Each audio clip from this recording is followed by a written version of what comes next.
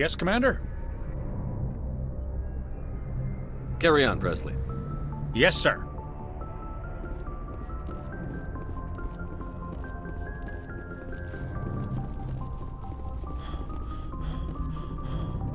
Boy, am I glad to be off of Novaria. I don't know which was worse, the cold or the corporations.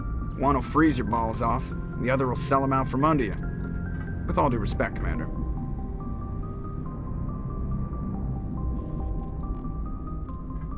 I have to go. Alright, see ya.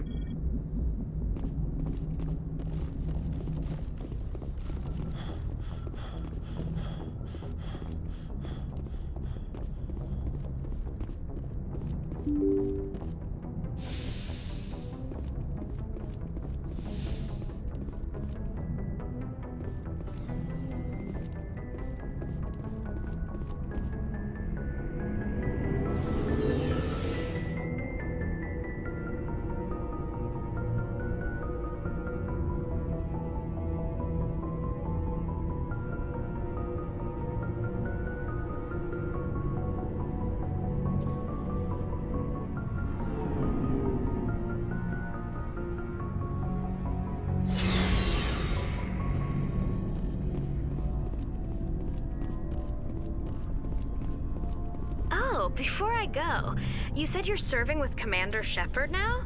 We saw him on the news here. He's cute. Later, sis. Tell me you didn't hear that. Afraid I did. Oh, shoot me now. One of my sisters. That's Sarah, the youngest. Surprised to see you here, sir. Thought you'd be chatting up, what's her name? Tassoni? Liara, why would you think that?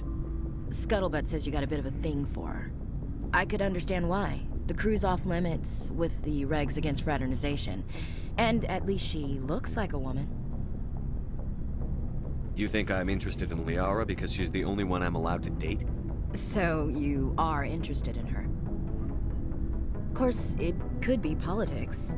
Alien diplomat's daughter, us under orders to make nice with the bug-eyed monsters. What's up? You didn't come by to eavesdrop on family mail. Your family seems to be important to you. Yeah, we've always been close. Me and my sisters especially. With Dad on duty so much, I had to help Mom raise them. Did your father serve with the fleet? Yeah, took any crap posting he could get that offered space time. You know what?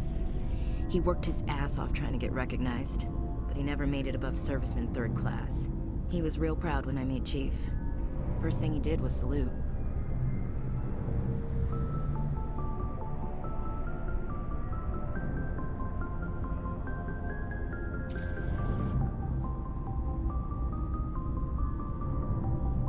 What about your mother?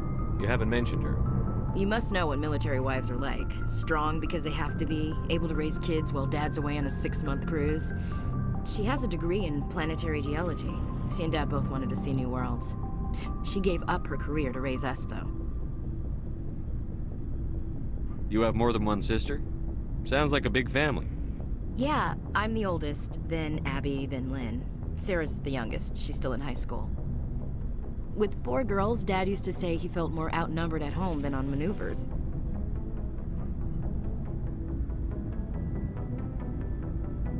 Where did you grow up? All over. We transferred a half a dozen times before I finished grade school. You go where personnel command sends you, right? I guess that's why I'm so tight with my sisters. We'd have to leave all our friends every 2 or 3 years.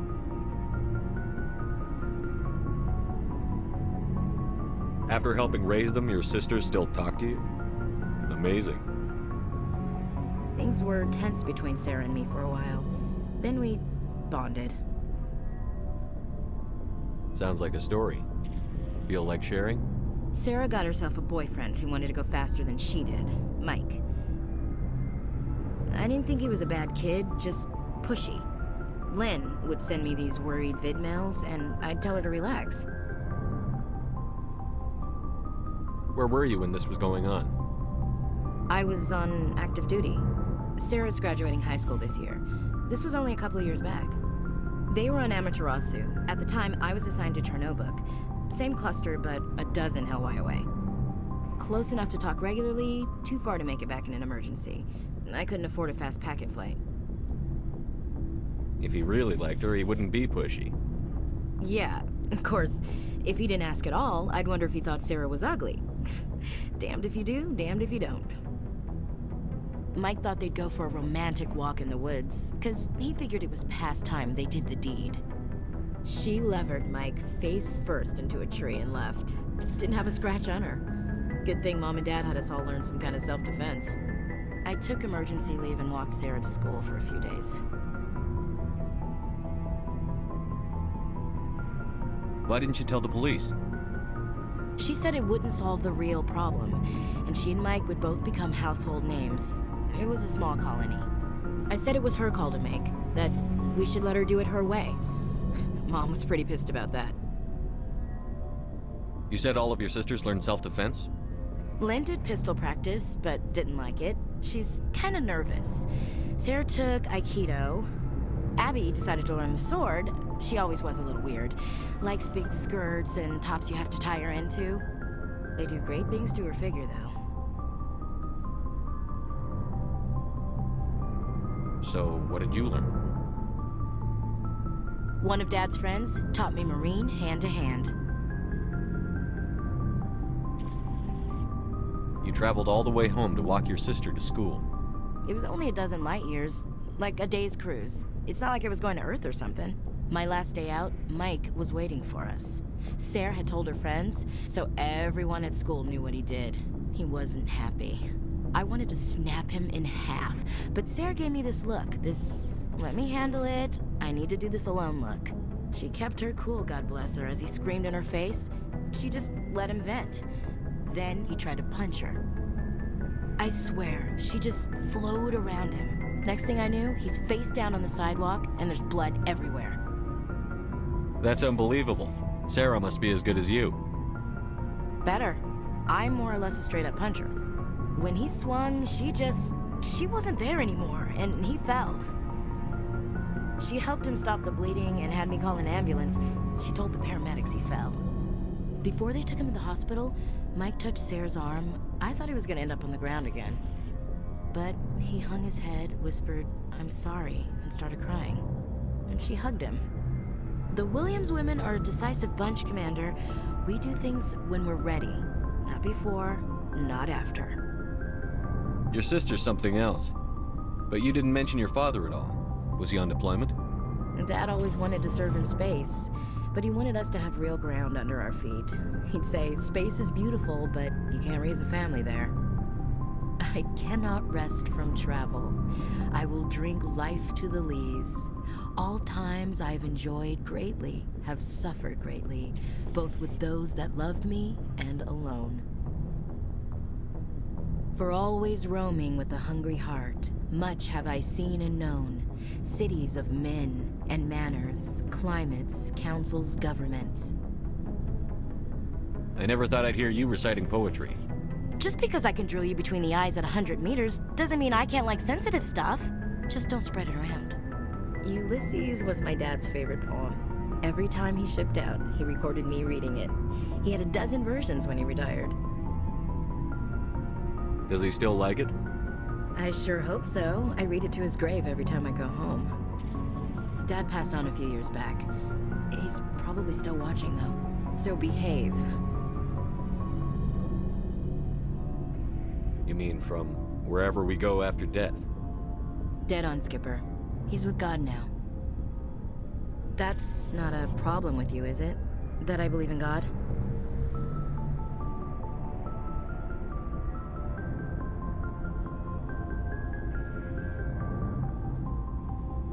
You know that old saw, there's never an atheist in a foxhole? I've been in a lot of foxholes. Yeah, I guess you have. I've met a few people who are really weirded out by my faith. Because I work in space, I can't believe in a higher power? Jeez. Hello, have you people looked out the window? How can you look at this galaxy and not believe in something? I should get back to my duties. Didn't mean to take up so much of your time. What's your opinion on the last mission? You mean the Rachni, right? They were dangerous, Skipper. They proved that 2,000 years ago. I think it was a mistake to let them go. But that wasn't my call to make. It was yours. You know, you really should talk to Tassoni about her mom. She has to be hurting. Just saying, Skipper. We'll talk later, Williams. Looking forward to it, Skipper.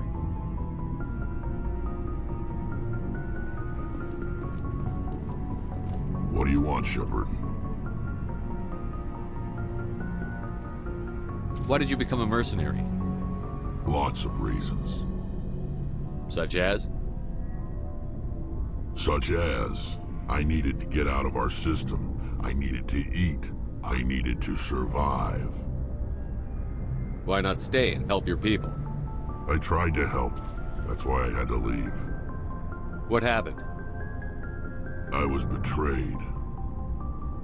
I was head of a small tribe. We were trying to restore order after the war, but the other tribes were against us.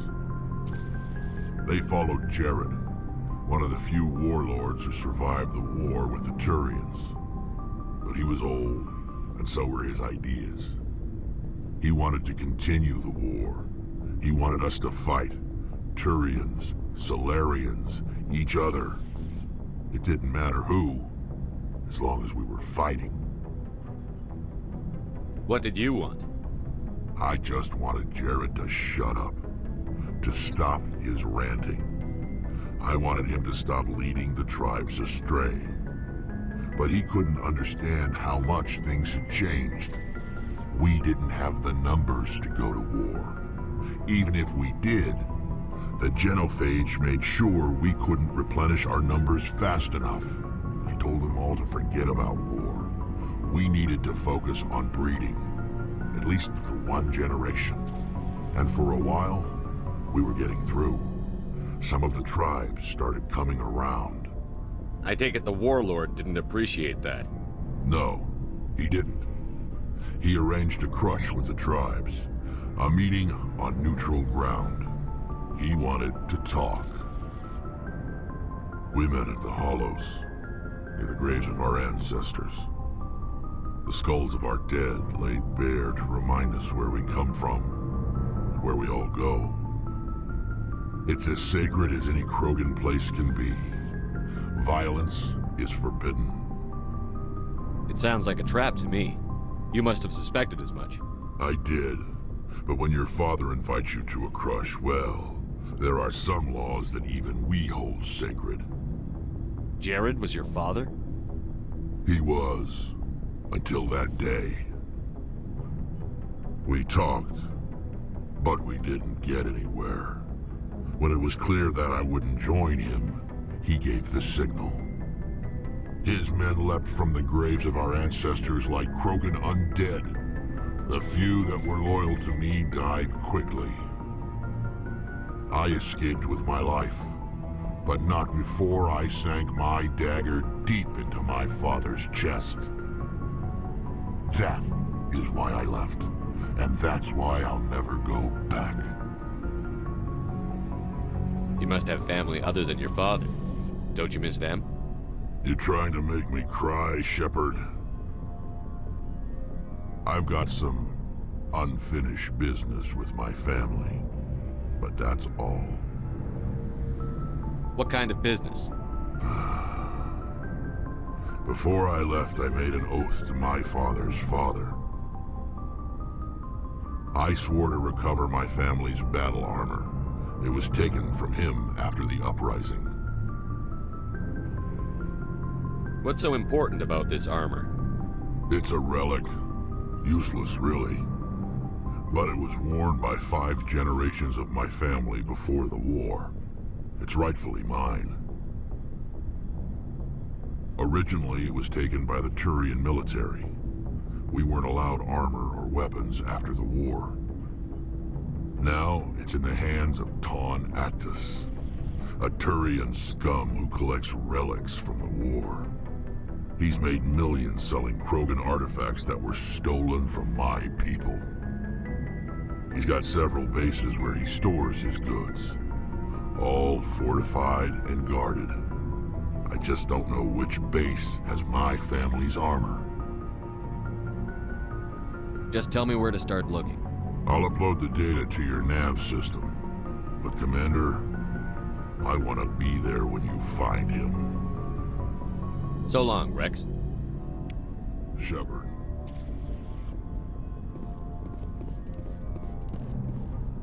Commander, good to see you. You've been with CSEC a while. Have you seen much action?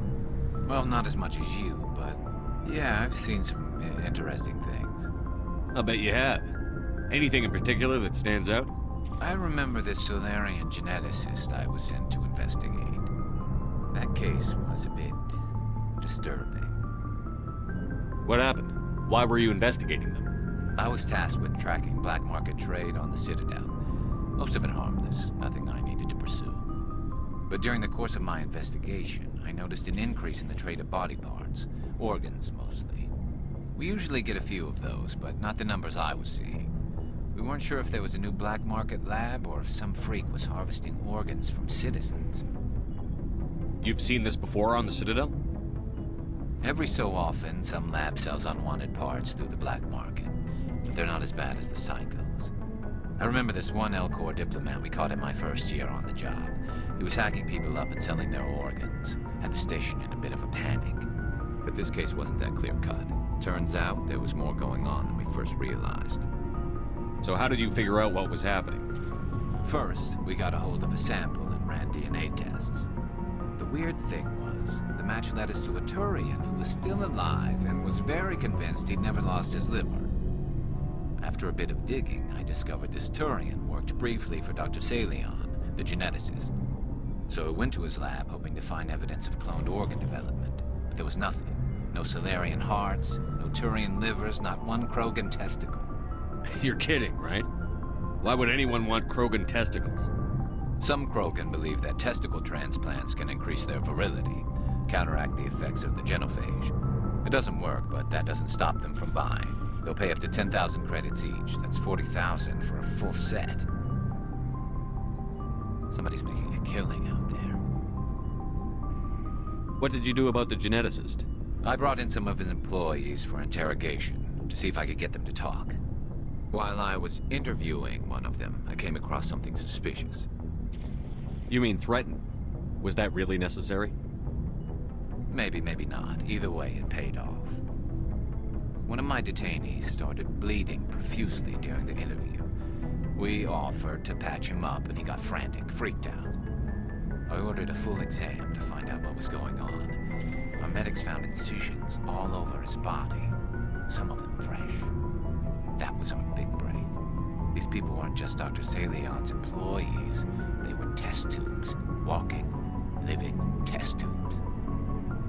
He was growing parts inside these people? Exactly. He cloned their organs right inside their own bodies. Then he harvested them and sold them off. Most of the victims were poor. He'd pay them each a small percentage of the sales, but only if the organs were good. Sometimes an organ wouldn't grow properly, so he'd just leave it in them. Most of them were a mess, but only on the inside, hidden so nobody could see it.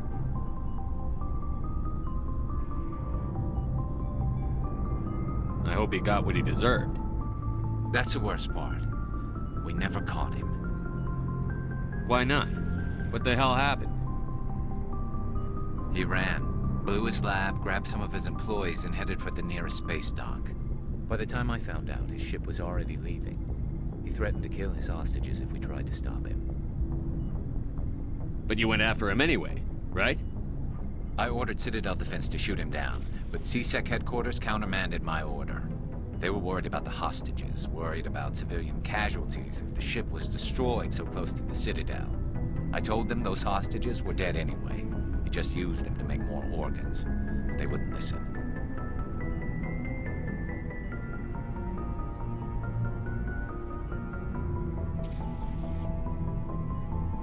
Well, it's not worth the risk. You pursue the vessel and disable it. That's the best choice. They sent the military after him, but he got away just the same. Yes, they did. I went to Palin and told him what I thought of him and his policies. He said if I didn't like it, I could quit. Well, I almost did. All they had to do was disable that ship, stop him from running. Maybe the hostages die, maybe they don't, but at least we stopped the bastard responsible for it all. If you don't care about the fate of those hostages, then you're no better than he is. You're just a terrorist with a badge.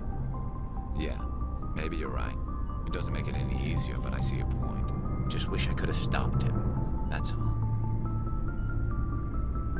Do you have any idea what happened to Dr. Salion? I sent out feelers from time to time, hoping to find something. I thought I'd found him a while back. He changed ships and changed his name to Dr. Hart, his idea of a joke, I guess. I told the military, but they weren't convinced it was him. I got the transponder frequency for his new ship, but I just can't get anyone to check it out. I'll check out the coordinates when I get a chance. I was hoping you'd say that. But Commander, take me with you when you go. If it's Salion, I want to be there when you find him.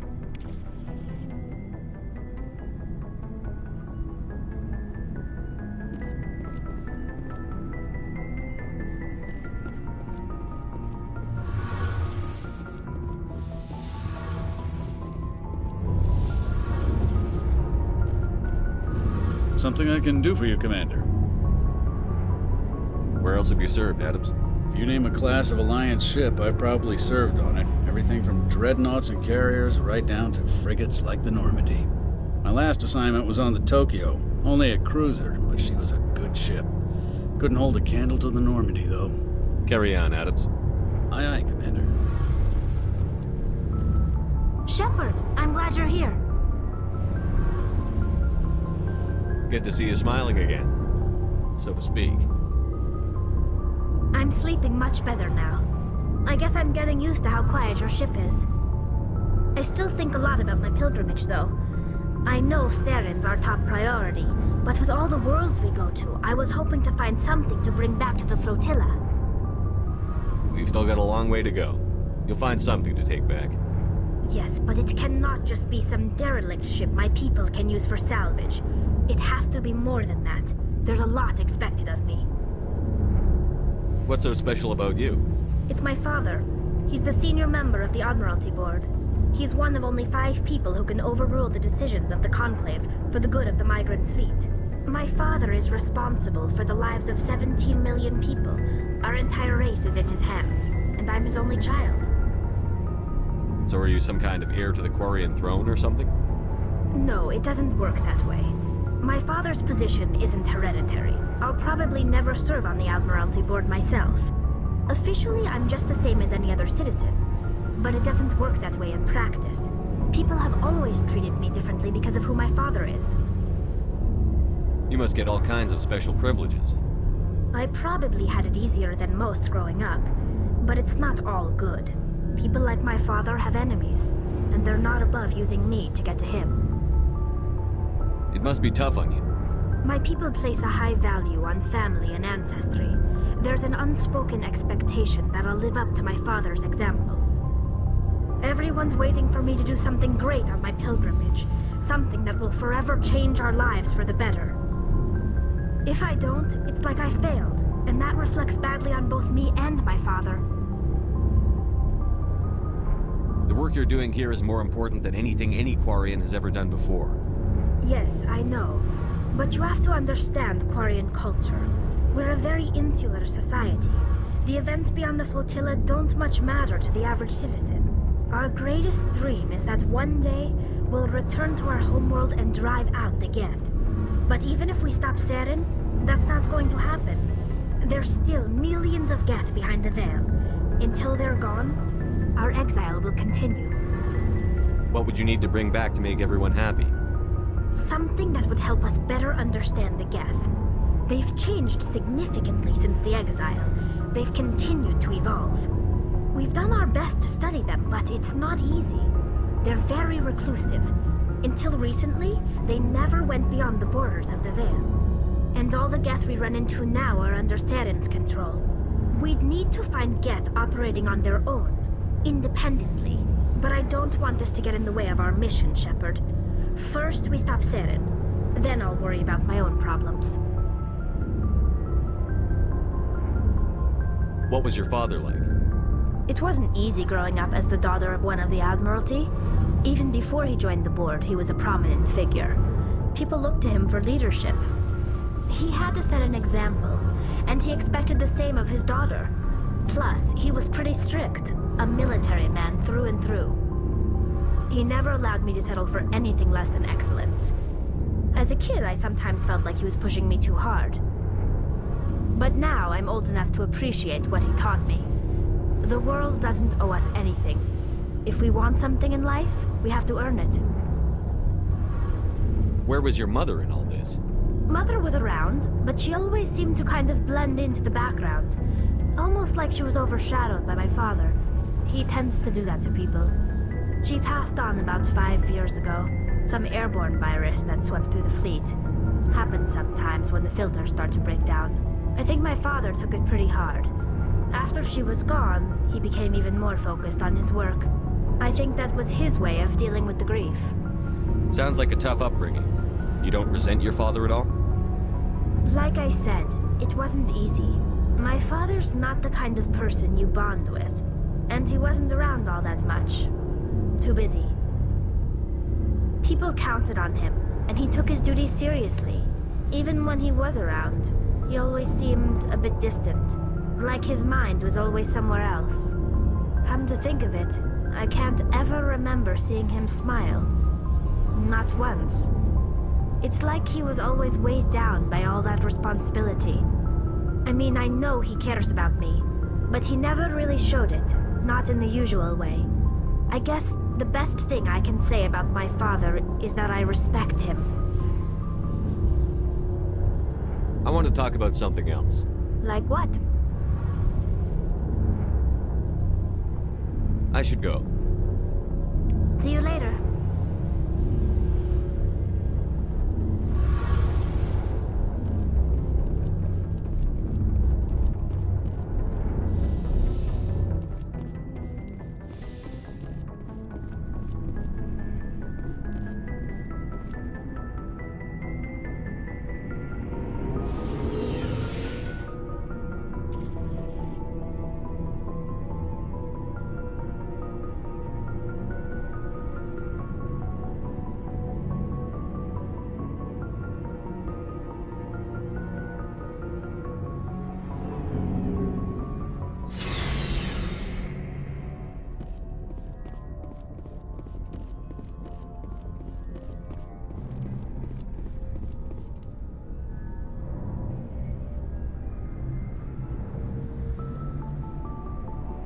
Anything you need, Commander? Just trying to get a sense of where the crew's at. Thoughts? Well, they know about the stonewalling you've had from the Council.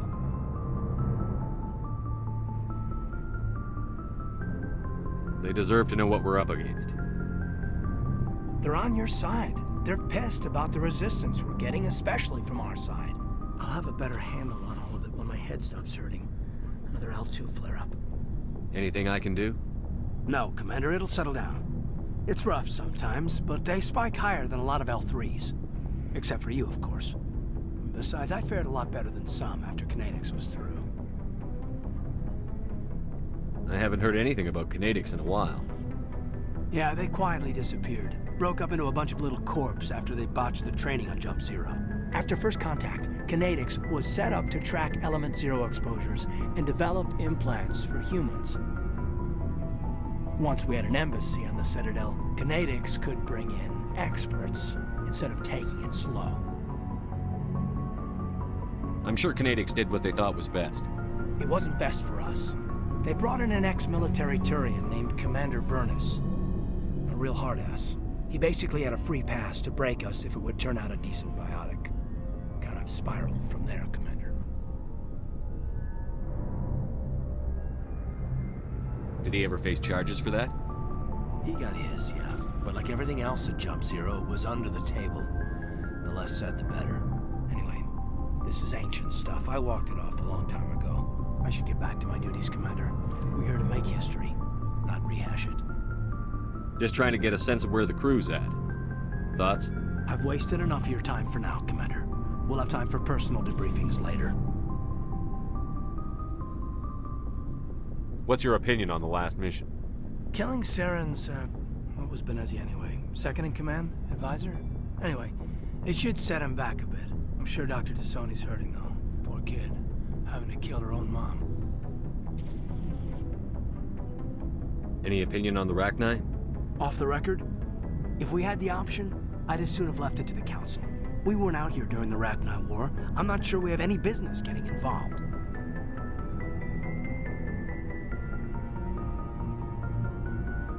We'll talk another time, Lieutenant. Commander?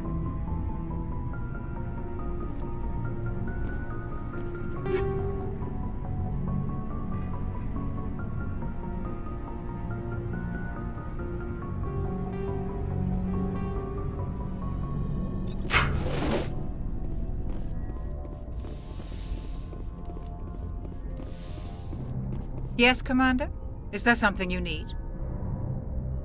How did you end up serving on an Alliance ship? I enlisted right out of med school. Earth always seemed boring to me.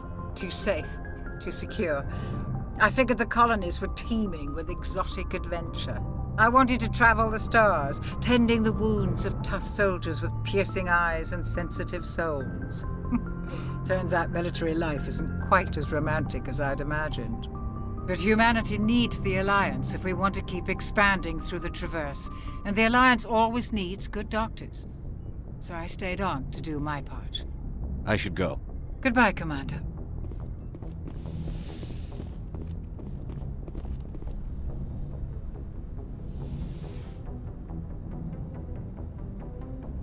If you are here to talk about Benezia's death, you need not bother. She brought it upon herself. Don't pretend it doesn't bother you. She was your mother. She was.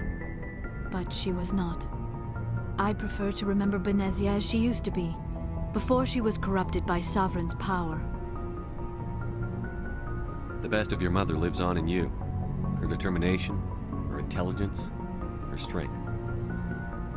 That is kind of you to say. I appreciate your concern, but I am fine. Benezia chose her path, just as I have chosen mine. I am with you until the end, Shepard.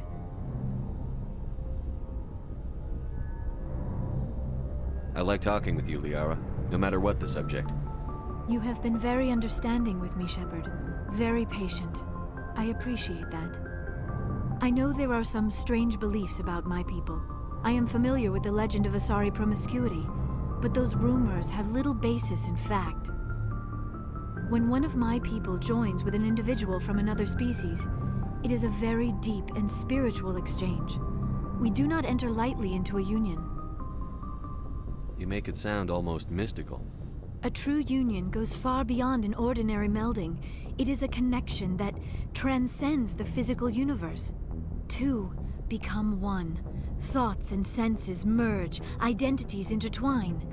Memories and emotions weave themselves together, becoming entangled in a single, rapturous whole. It is unlike any other experience. In some cases, it can be a truly life-changing event. It sounds amazing. Are you saying... No! Oh, no. I am not very good at this, am I? I'm sorry, Shepard. I am trying to explain why I have been so... reserved. The Union is more than just sex. It is the lifeblood of my species, the way we Asari evolve and grow as a society. That is why I have never... that is why we must choose our partners with great care. I want you to be absolutely sure about this, Liara. I am only 106, barely an adult by Asari standards, and I spend most of my time absorbed in my research. I never really thought about it. Not until I met you. You are very special to me, Shepard. But with all that's happened, Saren, the Geth, the Reapers, I do not know if we are ready for this. These are dark times, Liara. Maybe once all this is over. I'm glad you understand, Shepard. There is too much at stake. We need to put aside our personal feelings and focus on stopping Saren. I wish it did not have to be that way. But we all have to make sacrifices. Let's talk about something else. I should go. Goodbye, Shepard.